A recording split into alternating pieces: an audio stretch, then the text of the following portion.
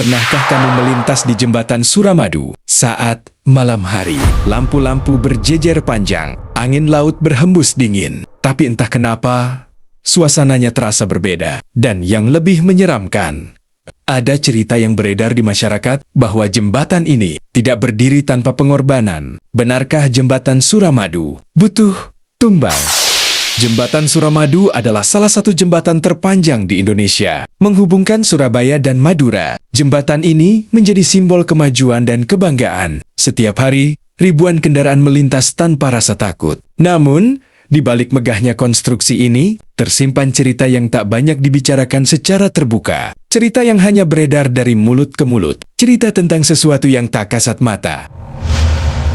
Sejak dulu, masyarakat Indonesia memang akrab dengan kepercayaan bahwa proyek besar seperti jembatan, gedung, atau jalan raya membutuhkan tumbal. Konon, tumbal ini dipercaya sebagai penjaga agar bangunan tetap kokoh dan tidak diganggu makhluk halus. Hal serupa juga dikaitkan dengan pembangunan jembatan Suramadu. Beberapa warga sekitar pernah mengaku mendengar cerita bahwa selama proses pembangunan terjadi kejadian aneh.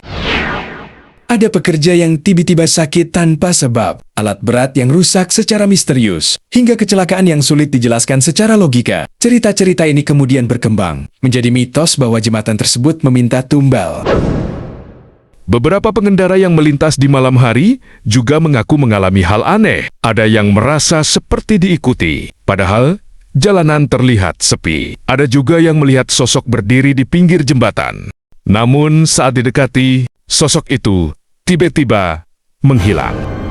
Di sisi lain, banyak yang membantah cerita ini. Para ahli mengatakan bahwa kejadian aneh tersebut bisa dijelaskan secara ilmiah. Angin laut yang kencang bisa menciptakan suara-suara unik. Cahaya lampu yang memantul di air bisa menimbulkan ilusi optik. Dan rasa takut seringkali berasal dari pikiran kita sendiri. Tidak ada bukti nyata bahwa jembatan Suramadu dibangun dengan tumbal. Semua hanyalah cerita yang berkembang di masyarakat. Sebagai manusia, kita memang sering tertarik dengan hal-hal mistis. Namun penting untuk tetap menggunakan akal sehat dan keimanan. Dalam ajaran agama, tidak ada keharusan memberikan tumbal untuk membangun sesuatu. Segala sesuatu terjadi atas izin Tuhan, bukan karena makhluk tak kasat mata. Jadi, apakah jembatan Suramadu benar-benar butuh tumbal? Atau semua ini hanyalah cerita yang terus hidup karena rasa takut manusia? Yang jelas, di balik megahnya jembatan itu, akan selalu ada cerita yang membuat kita merinding